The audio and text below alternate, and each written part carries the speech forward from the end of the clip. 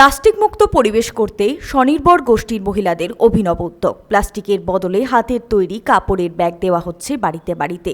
দূষণ নিয়ন্ত্রণের জন্য 100 মাইক্রনের নিচে প্লাস্টিক ব্যবহারে নিষেধাজ্ঞা জারি করেছে রাজ্য সরকার।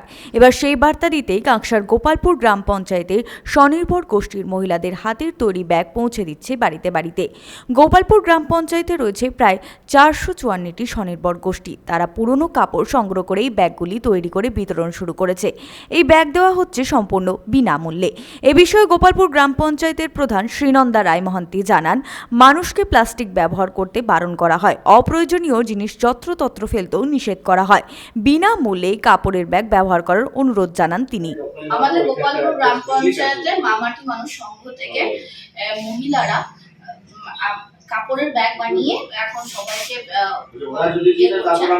দিচ্ছেন, কারণ যাতে প্লাস্টিক বন্ধ হয়ে পরিবেশ দূষণকে আটকানো যায় এবং মানুষের ব্যবহার যাতে এই ব্যাগ হয়, যাতে প্লাস্টিক মানুষ ব্যবহার করতে ভুলে গিয়ে আবার পুরোনো দিনের মতো কাপড়ের ব্যাগ বা কাগজের ঠোঙা ব্যবহার করে।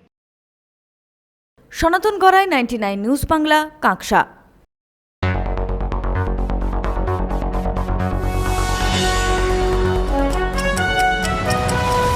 আপনারা দেখছেন 99 নিউজ বাংলা। বদলাবো আমরা।